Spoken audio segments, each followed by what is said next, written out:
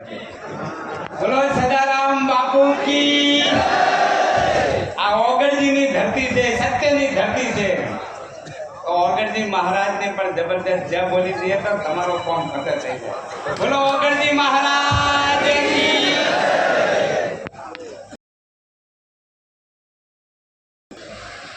ક્ષત્રિય ઠાકોર સેના અને સમસ્ત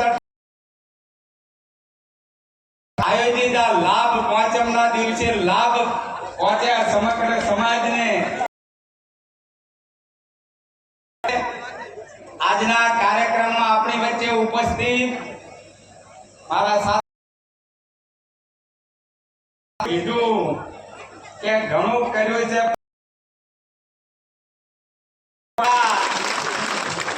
આપણા આજના ઠાકોર સમગ્ર આ વિસ્તારના સાંસદ બેન જ્ઞાનીબેન ઠાકોર, ગુજરાત સરકારની અંદર મંત્રીમંડળમાં સમાજના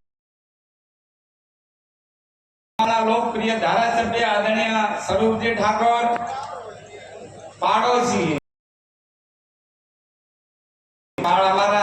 આપણા પાડોશી ધારાસભ્ય ભાઈ મુકેશભાઈ, સમાજની સમગ્ર ધોળી તલી ભાઈઓ બહેનો યુવાન મિત્રો પત્રકાર વર્ષમાં સમૂહમાં પ્રથમ વખત મળીએ છીએ, એટલે આપ સૌને સમાજના પરિવારને આ વિસ્તારની જનતાને ગુજરાતની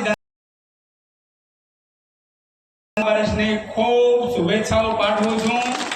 સૌને અને ચિંતન એટલું જ કરવાનું છે,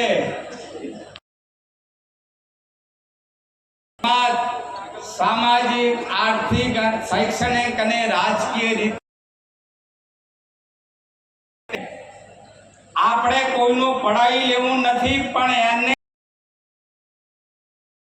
ચાલે એના ચિંતન માટે આપણે મળ્યા છીએ। શરીર નબળું પડતું હોય તો આપણે દવાખાને જાય તો ડોક્ટર આપણને ચરી આવે તો શરીર હાજુ થાય। તો જે આપણાને પાછા પાડનારા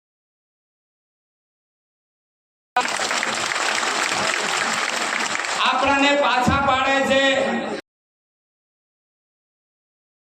દુશ્મન છે કે નહીં? વ્યસન આપણા પહેલા નંબરનો દુશ્મન છે,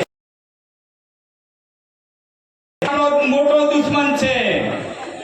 બેરોજગારી આપણો મોટો દુશ્મન છે, અને આ સિવાય બીજા કોઈ દુશ્મન રહી જતા અને એમને ઓળખી અને આ સમાજને શક્તિશાળી અંદર બધાની દિશા એક બને, વિચાર એક બને, એના માટે આપણે મળ્યા છીએ। અહીં બેઠેલાઓને મારે કહેવું છે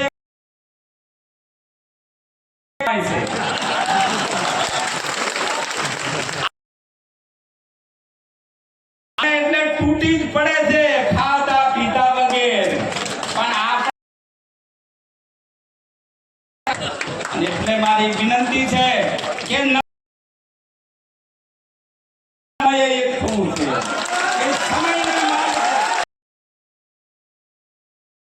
ભગવદ ગીતામાં કૃષ્ણ ભગવાન ખુદે કહ્યું છે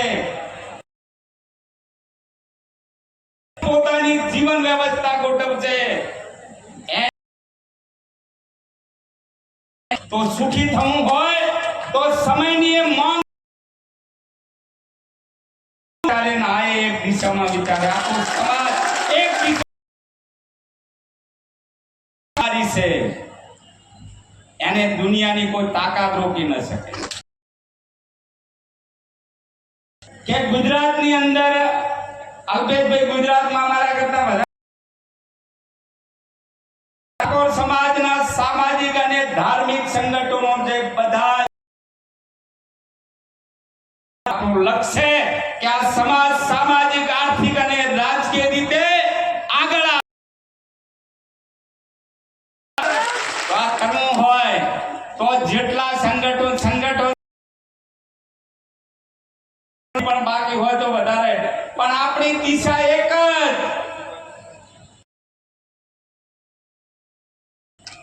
સિદ્ધ કરવી છે અને એ સિદ્ધ કરવી હોય તો સમાજના તમામ સંગઠનો એક દિશામાં વિચારે. આપણા બધાનું લક્ષ્ય કે આ સમાજ શૈક્ષણિક રીતે આગળ આવે.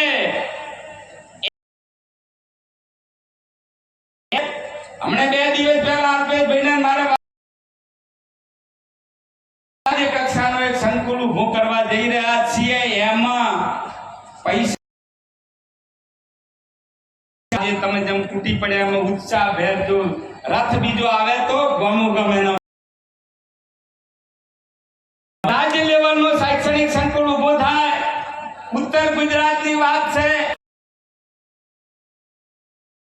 ત્યાં યુનિવર્સિટી છે તો ઉત્તર ગુજરાત માટે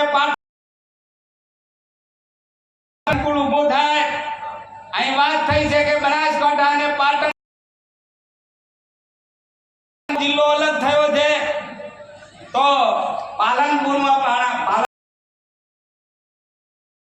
પણ આ વિચાર આગામી સમયની અંદર થાય અને આ થરાદ વાળા પણ વિચાર શૈક્ષણિક સંકુલ ઊભું કરવું. તો આપણે આ સમાજને આ વાત કરવી પડે ને, તો એ કરવા ભાઈ અમરતજી ભાઈ ચંદનજી માં બધાએ વાત કરી, સામાજિક મેરુજી બધે જ્ઞાનીબેન મળ્યા હતા ત્યારે મેં વાત કરી હતી કે આપણે ટૂંક સમયની અંદર માત્ર ભાષણ કરવાથી સામાજિક સુધારાઓ આપણા જે જિલ્લાના સામાજિક આગેવાનો ભેગા થાય અને આખો દિવસ ચિંતન કર્યા પછી નિર્ણય થાય કે આપણે કયા સુધારા પછી ઓના કરતા પણ ડબલ કે 3 ગણું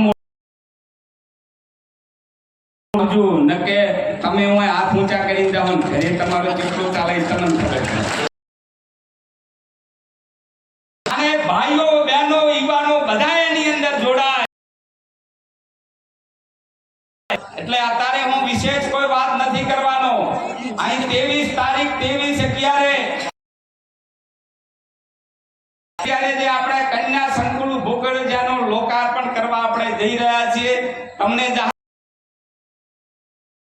વધારજો. એ વખતે શિક્ષણની વધારે વાત કરીશું, પણ આ મુખ્ય આગેવાનો આખો દિવસ બેસીને ચિંતન કરે ઉપર આવી અને પછી સમાજનું અને બધાએ આપણે જો પ્રયત્ન કરીએ તો પ્રયત્ન કરે એની કદી હાર ના થાય. અને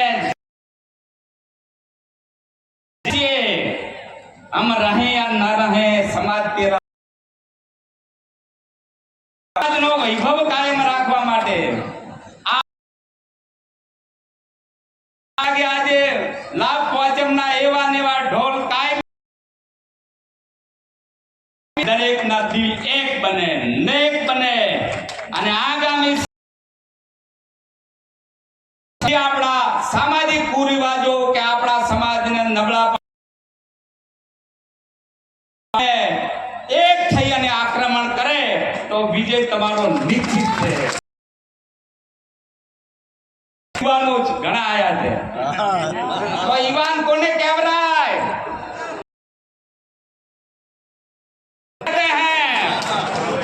किनारों से टकराव से तूफान कहते हैं. वो जवानी नहीं, जिसकी कोई कहानी ना हो, उन आंखों की कोई हस्ती नहीं जिन आंखों में पानी न. समाज માટે ચાલુ કરવાનું કે આગામી સમયની અંદર સમાજને સામાજિક આર્થિક અને રાજકીય જો હું પાછો પડું તો મારી ગણનરીનું ઢાળ લાગે. આજ સાથે આપણે આપણા ક્ષેત્રમાં કામ કરીશું. આજે દિયોદરના આ છાત્રાલયની અંદર સમાજ સૌ અહીં તમે ઉપસ્થિત રહ્યા, તમારું સ્વાગત કરું છું અને આ નવો ઇતિહાસ સમાજનો ભાગીદાર થજો. અને મિત્રો, સંકલ્પમાં એટલી તાકાત છે, નક્કી કરો. સંકલ્પમાં એટલી તાકાત છે કે મહાત્મા ગાંધીએ સંકલ્પ કર્યો હતો કે કાગડો કે તો જે અંગ્રેજોનો સુરત નતો આથમતો એ સંકલ્પ કરો કે આ સમાજના જે કઈ સમાજને પાછા પાડનારા આપણે દૂર કરી અને આ સમાજ આગામી સમયની અંદર બધી જ રીતે આગળ પ્રયત્ન કરીશું. આજે મારે કહેવું છે, હું ત્યાં ઉભો તો મારે કહેવું છે, ઘણાએ મને કીધું કે કોઈ અમે રાખી છે અમારી અને ભાઈ મૂકી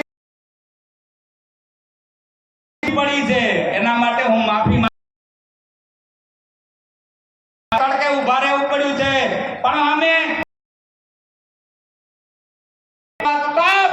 આગામી સમયમાં હું સદારામ બાપુનો 40 વર્ષથી ભગત છું. આવતીકાલ તમારી છે, એ આવતીકાલને વધારવા માટે સમાજ વિકસિત રહે અને